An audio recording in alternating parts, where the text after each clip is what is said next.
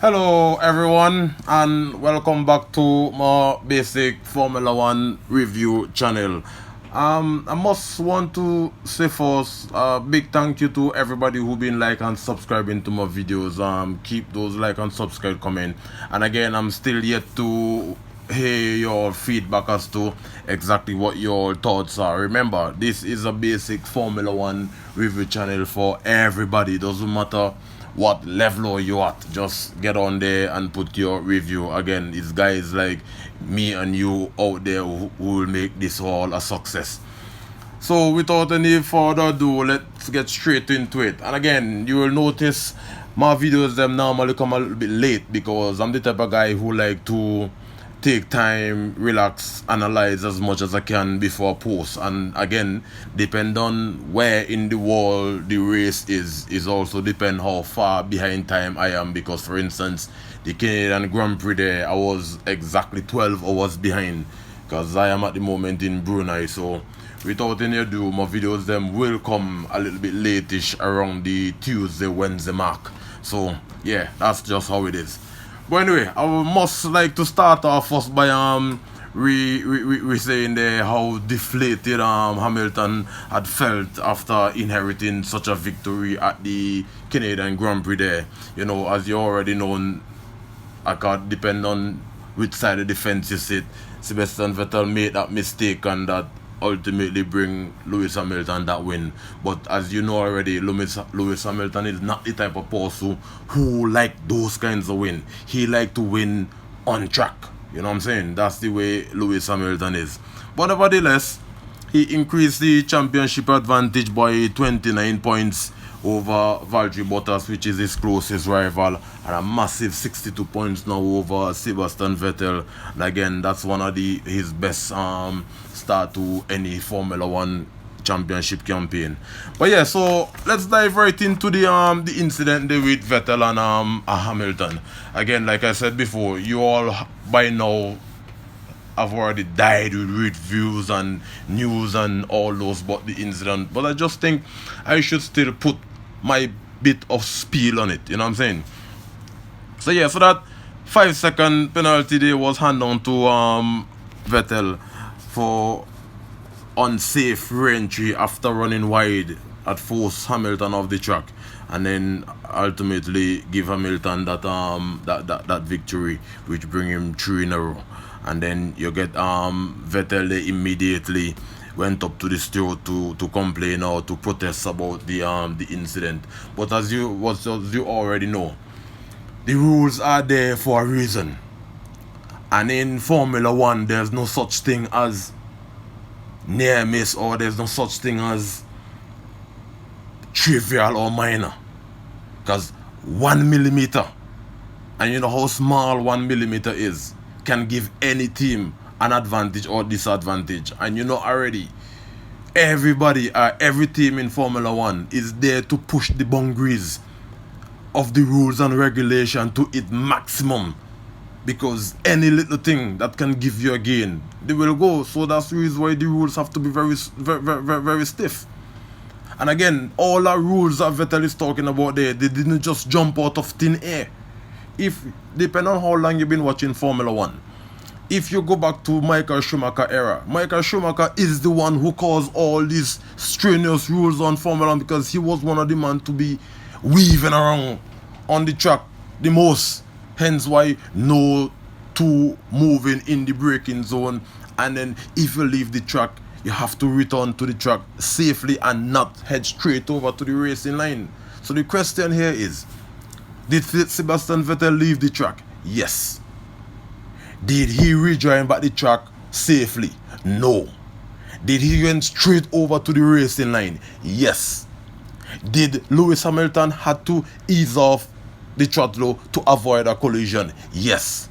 So definitely that was a block. We have incident in the past already where same incident with, or similar incident with Max Verstappen and Kimi Räikkönen. Lock up, run straight. And his argument is Kimi Räikkönen could have more than wait for him to rejoin the track. Is there such thing as wait for me in Formula One?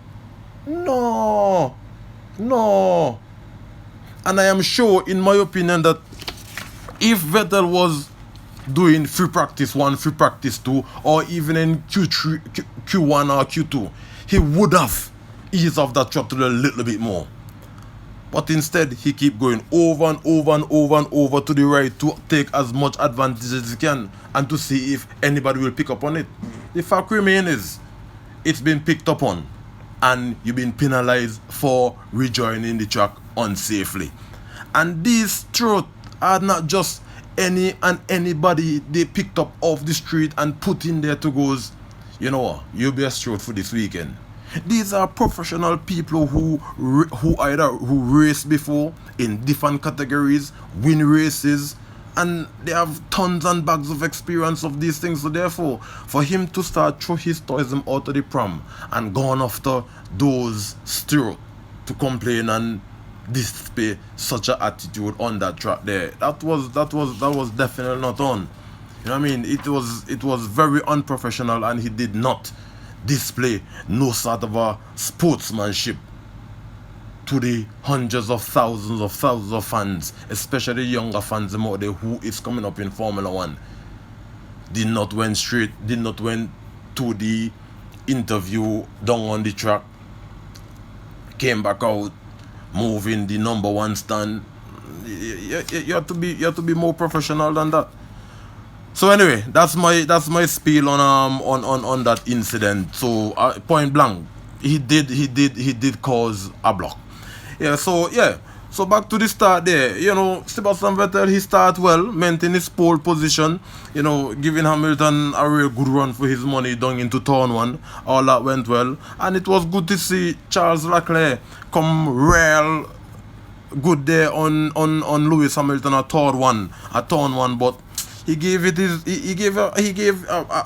really good shot there, but probably anything harder than that, it might have caused a collision. But nevertheless, from lap 2, it was a close fight there between Lewis Hamilton and Sebastian Vettel all the way to the checker flag, until of course that incident there at turn 3. I think it was turn 3. Yeah, I'm sure that was at turn 3. But anyway. Yeah, so the pit stop again, those pit stop was well executed as well from all teams as well. You know what I mean? So just to give you a quick stats review there, Sebastian Vettel, he stopped on lap 26. You know what I mean? And the way how Ferrari deal with Charles Leclerc there, I think in their mind was also hoping for a safety car. But again, Montreal didn't really bring out any safety car, and stopping Charles on lap 33, going from mediums to hard, coming up there, Max Verstappen there. You know what I mean? Max Verstappen started on those hard. He himself had a real good run for his money there. So yeah, that was really good there. And again, some key moments as well. You know, everything was going quite fine. Everything was going real good for Sebastian Vettel. You know, again, that incident was lap 48. Yeah, lap 48 at turn 3. Yeah, that's it. Lap 48 at turn 3. You know, but you already killed that already, so that's how that is. So everything went down quite well there. So then, you know, race goes on, and again, back to the end there, Lewis Hamilton with that win. You know, very good victory at the same. Nevertheless, he was deflated about it, but a victory is a victory. And again, a big thumbs up to Sebastian Vettel there. He led his 100th career race. You know, joined the big boys, Lewis Hamilton, Michael Schumacher, the only other set of drivers who did reach such a fleet. You know what I mean? And again, don't forget in Lance Stroll, man. Good race there for his home race, qualify way down in Q1 and then head from Q1 straight into 9th on the grid. Some good points they're coming in for Force India, so you have to give him big thumbs up for that. Again, caveat, 10th place for Toro Rosso, once again, nice and slow but sure, you know, coming there again. Good points again for Caveat there. But that's one of his best run ever since his retirement. His in 2015 with Red Bull. Again, Max Verstappen, good bounce back there, climbing from 9th on the grid to 5th place. You know, good points there again. That's the, again, very first time he had finished lower than fourth since the Russian Grand Prix last year. So again, we all know the incident with the crash with the Haas team there that caused him to qualify that low. So again, good bounce back there. Again, Gasly, 8th place. Yeah, in 8th place. Yeah, his third consecutive finish point. Yeah, he started to come good as well, you know. He have a slow start, but at the same time, he's putting points on the board. You know, back to Daniel Ricciardo. Ricciardo is his best result in 6. So Renault showing some good progress there. You know what I mean? And it's his best finish since Canada 2011. So that's a good move there for Daniel Ricciardo. Well, again, we talk about Charles Leclerc briefly. Leclerc taking 3rd place behind Sebastian Vettel. But I think if Ferrari had told him about the penalty for Vettel, he would have do a little bit more, I suppose. But at the same time, that's how it is. So you have to give thanks there as well. You know what I mean? But Bottas, man, what in my opinion a disappointing finish there for Bottas. Again, I always say Bottas doesn't really have much of a consistency. That race there in Canada there, that was a little bit disappointed. So he need to go back, gather his thoughts, and then come back again, just like what he did at the beginning of the season. You know, he can't allow to be slipping off that far. So, but any consideration to him, that was a good extra point, and it's good to see that teams now start chasing for that extra point, going back into the pit, put on those soft tires and went out and then get that fastest lap. And let's go on to the Haas team there. It was really good to see and hear the team principal there for Haas come out and then whine, I think it's Nico Hulkenberg, pull him back into his trucks and tell him, say, yeah, enough is enough. You're here to race, so just drive the car. You don't need to expose yourself like that. At the end of the day, you was the one who was driving the car when you get crashed, and they spend all this time and rebuild the car for you, and to come back no one start to give away all such vital information out there. Sometimes as team drivers, you need to just get your head down and do the job at hand. Even if you have a problem or there's drama going on, you don't need to be selling that out like that onto other team, because at the same time the world is hearing you, other team members is hearing you. You have to protect your image. You know, what is in-house need to stay in-house. So yeah, that was good that Gunther Steiner come there and curb my money in there. So that supposed to be able to send message to other teammates or other teams that, you know, we have a problem, we deal with our problem in-house. We don't need to go out there with it.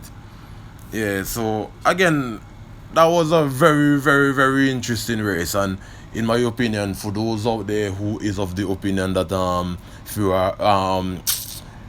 F1 is getting too boring, no loud noise, that was a very, very, very good race there. And to see it is so unpredictable. So many teams who was expecting to be at a certain point on the grid. Look at how one crash end up and mix up that grid in so many different ways. You know what I'm saying? Nobody expected Max Verstappen to be that low down in the field. Again, Mercedes bring their upgrade. Look at the turnaround there. Bottas stand up and then have a few problems there with leakage, and then Hamilton as well, a few issues there to quickly repairs. So in Formula 1, you could never say never alright of anybody. Just look at Daniel Ricciardo and Renault as well. They also was having a really hard time in those past 6 races. And all of a sudden, boom, Daniel Ricciardo come there and qualify 4th on the grid.